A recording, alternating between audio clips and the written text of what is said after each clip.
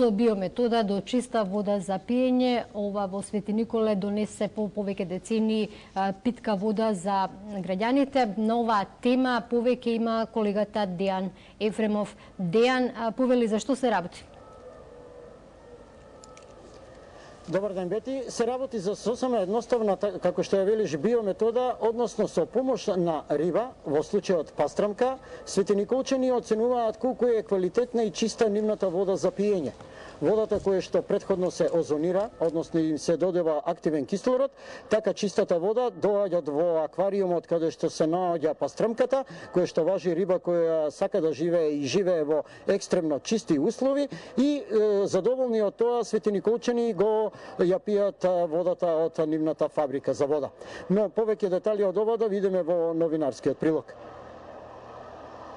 Со пастрамка светиниколчани оценуваат дали водата за пиење е квалитетна или не. Овој оригинален и по многу нешта уникатен начин за контрола профункционира денови во тамошната филтер станица. Уште повеќе ќе го надоградуваме квалитетот на водата, ќе ја опремуваме фабриката за вода и ќе го менуваме и проточниот систем во градот и на тој начин светиниколчани може да се пофилат дека пијат навистина квалитетна вода. Комуналците не го кријат задоволството од учинокот на така наречените биоконтролори за исправноста на питката вода.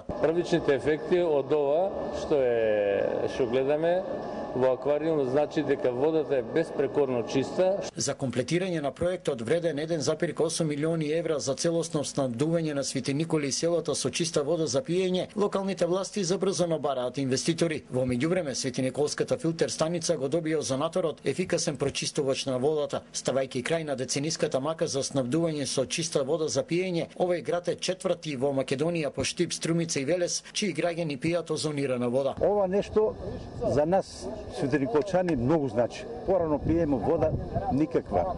Сега со ова водата е супер. Ова нешто е благодат и од Господа и од народ за ова општина. Сепак светиниколчани посебно се горди на нивните супервизори, своевидни чувари на нивното здравје. Оваа биометода, каде рибите го контролираат квалитетот на водата за пиење, ги прави единствени во Македонија, на Балканот и пошироко.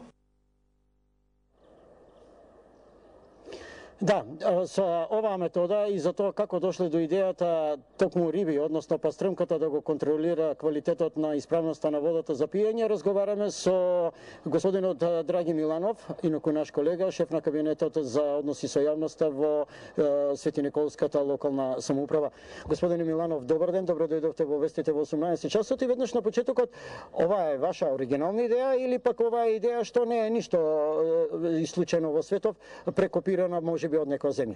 Не, можам да кажам дека ова е идеја токму од локалната самоуправа, поточно од градоначалникот, да се стави аквариум со риби кои што се главен индикатор за чистотата на водата и верувајте по сите параметри она што претходните дискутанти го кажа овде, значи градоначалникот и директорот на јавното комунално предпријатие, водата е најчиста можеби во Македонија сега, не би рекол така, меѓутоа е една од најчистите води кои што се дистрибуира во водоводот во Свети Николе. Значи на едно високо ниво и верувајте дека водата може слободно да ја пијат сите.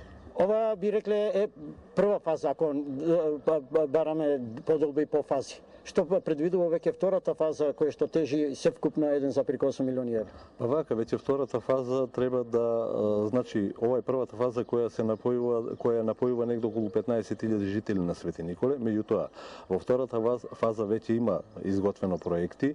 Тоа е напојување на селата Ерџелија, Мустафино, Кадрифаково, Амзабегово, Пеширово и Црнилиште, значи некаде околу 3.500 жители. Неверојатно во тој обем треба да се напојуваат од оваа вода.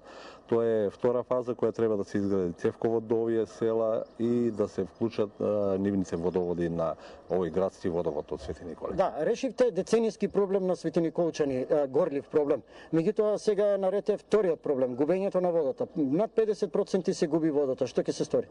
Па не би рекол дека 50% се губи, има дел од загуба, меѓутоа тоа е како недостаток на водоводната мрежа, односно старата и дотраена водоводна мрежа.